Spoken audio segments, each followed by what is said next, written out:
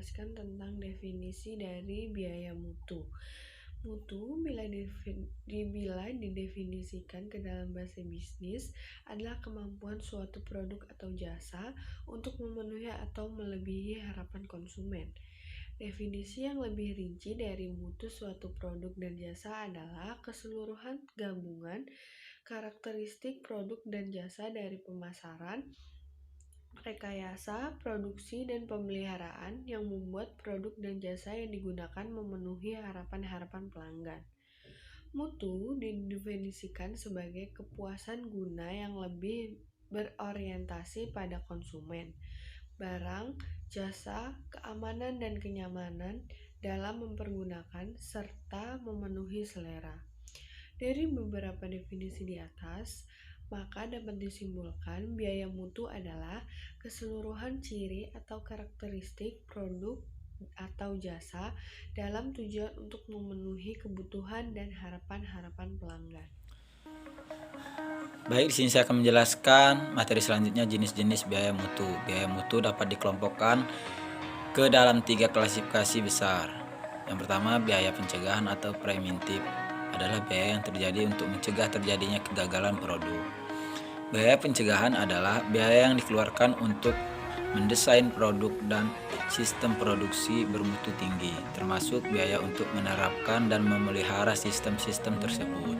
Yang kedua, biaya penilaian adalah biaya yang terjadi untuk mendeteksi kegagalan produk, terdiri dari atas biaya inspeksi dan pengujian bahan baku, inspeksi produk selama dan setelah proses produksi, serta biaya untuk memperoleh informasi dari pelanggan mengenai kepuasan mereka atas produk tersebut. Dan yang terakhir, ada biaya kegagalan, adalah biaya yang terjadi saat produk gagal. Kegagalan tersebut dapat terjadi secara internal atau eksternal. Biaya kegagalan internal adalah biaya yang terjadi selama proses produksi, dan biaya eksternal adalah biaya yang terjadi setelah produksi. Di sini saya akan melanjutkan penjelasan terkait manajemen mutu total. Untuk dapat bertahan di lingkungan bisnis yang kompetitif, suatu perusahaan harus menyediakan produk bermutu dengan harga yang wajar. Untuk menghilangkan mutu yang buruk, produsen mengadopsi filosofi manajemen mutu total. Manajemen mutu total atau Total Quality Management atau TQM adalah pendekatan tingkat perusahaan atas perbaikan mutu yang mencari cara untuk memperbaiki mutu di semua proses dan aktivitas. Karena produk dan proses produksi suatu perusahaan berbeda dengan perusahaan lain, pendekatan TQM juga berbeda jauh.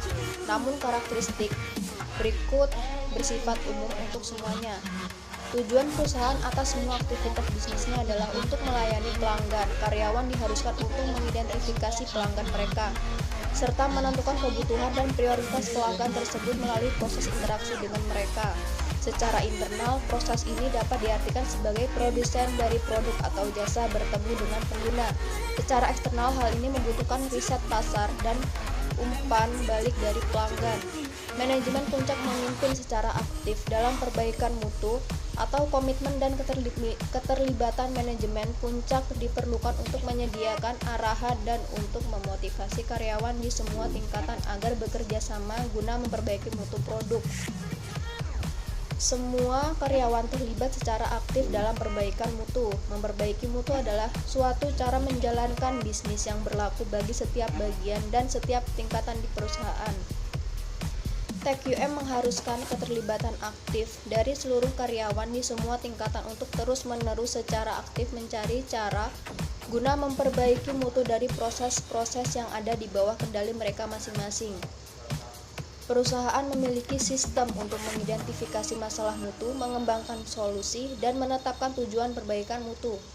Pada umumnya, sistem-sistem ini terdiri atas pengaturan kelompok karyawan ke dalam tim atau lingkaran mutu yang bertemu. Pertama, pendekatan ini terlalu terlambat untuk mendeteksi kerugian produksi.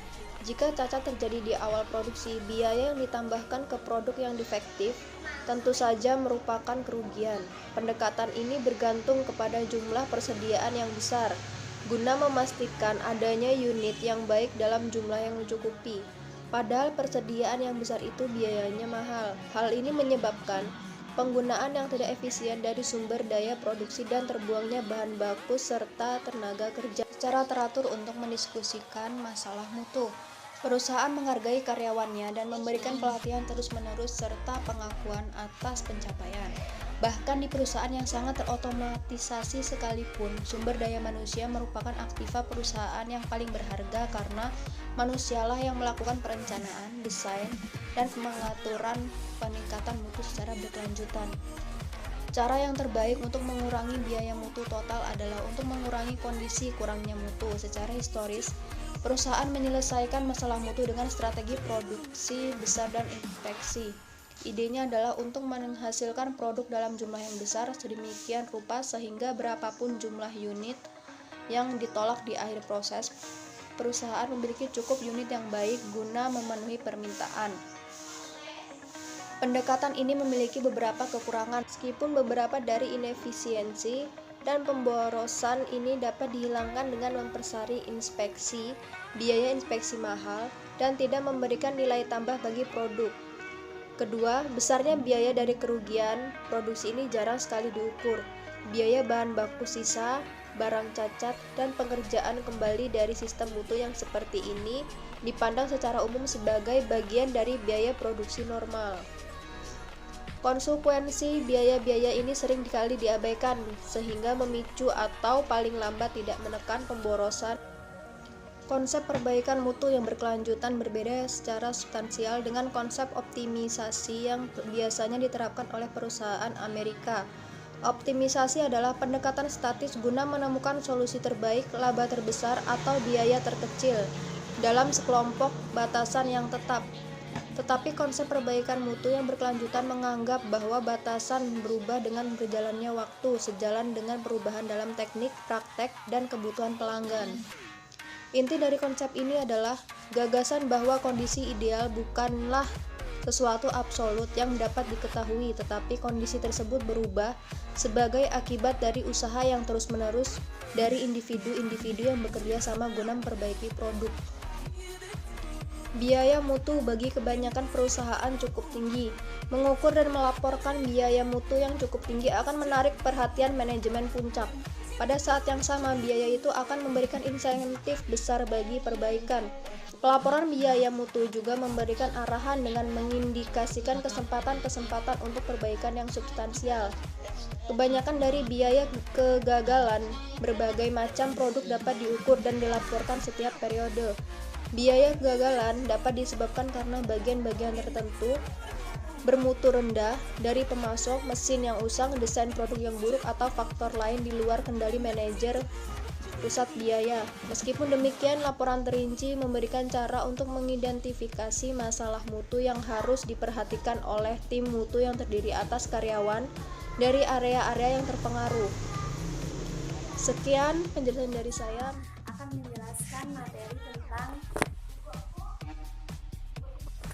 akuntansi untuk kerugian dalam proses produksi atau production losses dalam sistem perhitungan biaya berdasarkan pesanan.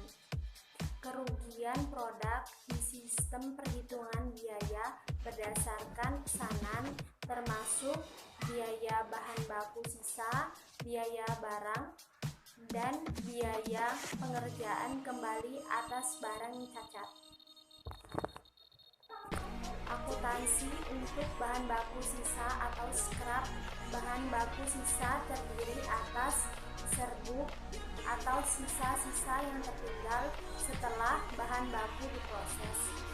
Bahan baku cacat yang tidak dapat digunakan maupun diretur ke pemasok. Bagian yang rusak akibat kecerobohan karyawan atau kegagalan mesin.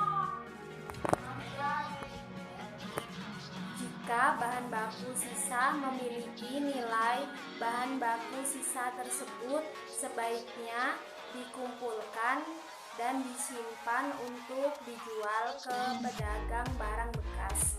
Jika bahan baku sisa tersebut merupakan hasil dari pemotongan atau pengikiran atau residu bahan baku, mungkin tidak mudah menentukan biayanya. Meskipun demikian, suatu catatan atas jumlah bahan baku sisa sebaiknya disimpan, atau jumlah yang diperoleh dari penjualan bahan baku sisa dapat dipertanggungjawabkan dengan berbagai cara selama jalan alternatif yang dipilih yang digunakan secara konsisten di setiap periode. Menjelaskan tentang contoh soal dan soal tentang biaya mutu dan akuntansi kehilangan dalam biaya proses. Bismillahirrahmanirrahim. Baik, di sini saya akan menjelaskan soal contoh soalnya. Nah, di situ kita lihat dari contoh soal, Stanley Company menerima pesanan produk yang berbahan dasar logam. Bulan Oktober, penjualan bahan baku sisa sebesar 550 dan terdapat 200 unit barang salah dalam proses pemotongan. Meskipun barang tersebut cacat, tapi masih dapat dijual dengan harga 0,40 per unit. Adapun biaya 200 unit barang tersebut adalah bahan baku sebanyak 1.300, tenaga kerja 18, overhead pabrik 52, sehingga total biaya yang didapatkan sebesar 1.370. Nah, di sini dalam soal diminta buat jurnal untuk biaya unit yang cacat dan mencatat transfer ke persediaan barang cacat sebesar nilai sisanya. Dan yang kedua yaitu buat ayat jurnal untuk mencatat penjualan secara kredit dan atas unit barang cacat yang dibutuhkan pada pertanyaan. Oke, kita jawab. Yang pertama, ini jurnal untuk biaya unit yang cacat dan mencatat transfer ke persediaan barang cacat sebesar nilainya.